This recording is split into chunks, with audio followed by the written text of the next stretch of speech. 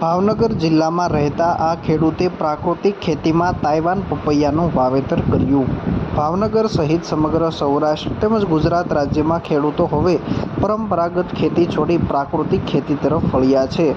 પ્રાકૃતિક ખેતીમાં હવે વિવિધ બાગાયતી પાકોનું પણ વાવેતર ખેડૂતો કરવા લાગ્યા છે।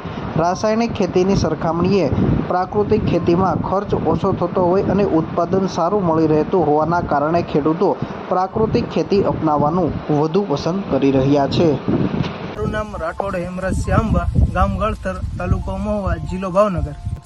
મેં 10 સુધી અભ્યાસ કર્યો છે અને 10 વર્ષથી ખેતીમાં જોડાયેલ છું। તમે અગાઉ કઈ ખેતી કરતા હતા અને પ્રાકૃતિક ખેતીની શરૂઆત કેવી રીતે કરી? પ્રાકૃતિક ખેતીની તો અહીંયા બાપુ છે લાલ બાપુ, એની શું કે જીવામૃત ને એવું બનાવવાનું એ ઉપદેશ આપ્યો, ત્યાંથી શરૂ કર્યું છે। અહીંયા અગાઉ મેં મરચી કરતા, ટમેટી કરતા, એવું કરતા અને 2 વર્ષથી પોપિયાની ટ્રાય કરી છે। અત્યારે 1.5 વીઘામાં વાવેતર કર્યું છે અને તાઇવાન છે 786 રેડ લેડી, વાવેતરથી 8 મહિને ચાલુ થઈ જઈશ। અત્યારે તો દેશી ખાતર નાખ્યું અને બીજું જીવામૃત ને એવું પાયું અને ઓલા ટ્રાયકોટરનો વીરડી છે એવું બધું ઉપયોગ કરેલો છે।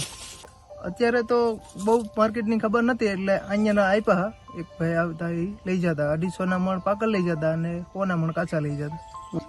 હજી તો ઓળની આમ શરૂઆત છે એટલે 2 વાર કટિંગ થયું છે પણ સારું પડશે એમ। ભાવનગર જિલ્લાના મહુવા તાલુકાના ગળથર ગામે રહેતા યુવા ખેડૂત રાઠોડ હેમરાજસિંહ, જેઓએ 10 ધોરણ સુધીનો અભ્યાસ કરેલો છે અને 10 વર્ષથી પોતે ખેતી સાથે સંકળાયેલા છે। અગાઉ પોતે રાસાયણિક ખેતી કરતા હતા, પરંતુ અહીંયા ગામમાં જ રહેતા અન્ય ખેડૂત મિત્ર પાસેથી તેઓએ પ્રાકૃતિક ખેતી કરવા અંગેની પ્રેરણા મેળવી અને છેલ્લા 3 થી 4 વર્ષથી પોતે પ્રાકૃતિક ખેતી સાથે સંકળાયેલા છે।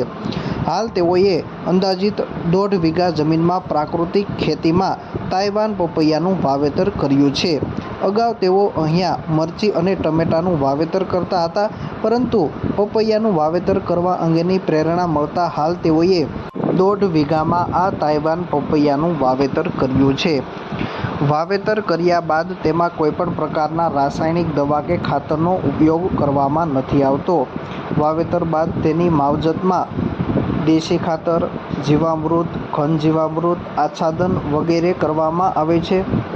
હાલ તેમાંથી ઉત્પાદન આવવાની શરૂઆત પણ થઈ ચૂકી છે અને વેચાણ પણ થઈ રહ્યું છે, જેમાં પાકા પપૈયા 250 રૂપિયાના 1 મણ, જ્યારે કાચા પપૈયાનું 100 રૂપિયાના મણે વેચાણ કરવામાં આવી રહ્યું છે। આ વર્ષે પપૈયામાં ફ્લાવરિંગ પણ સારું છે, જેથી અન્ય પાકની સરખામણીએ પપૈયામાંથી ખૂબ સારું એવું ઉત્પાદન મળી રહેશે તેવી ખેડૂતને આશા પણ છે।